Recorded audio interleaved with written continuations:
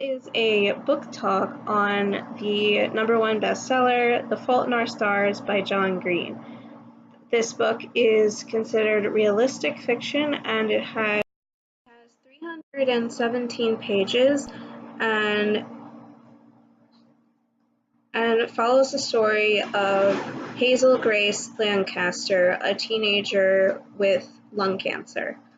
While at a support group for other young adults with cancer, Hazel meets Isaac, a boy with a form of eye cancer that has left him blind, and Augustus Waters, who has had bone cancer and as a result had his right leg removed and replaced with a prosthetic.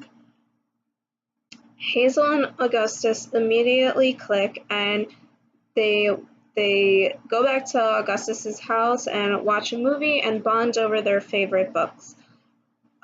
As soon as he discovers that Hazel's favorite book is a book called The Imperial Affliction by a Dutch author, Augustus arranges for them to take a trip to Amsterdam, as she has always wanted to meet Peter Van Houten, the author of this book.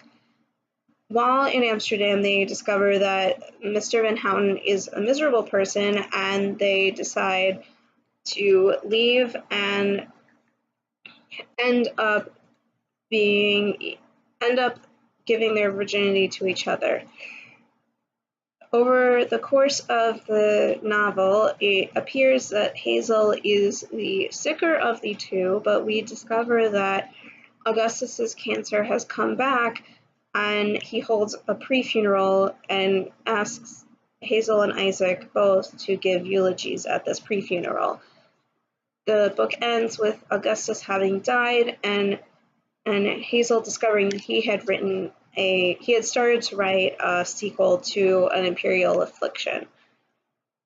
This affects her, and she resolves to keep living her life while thinking about that's what Augustus would have wanted, not for her to just give up now that he's died.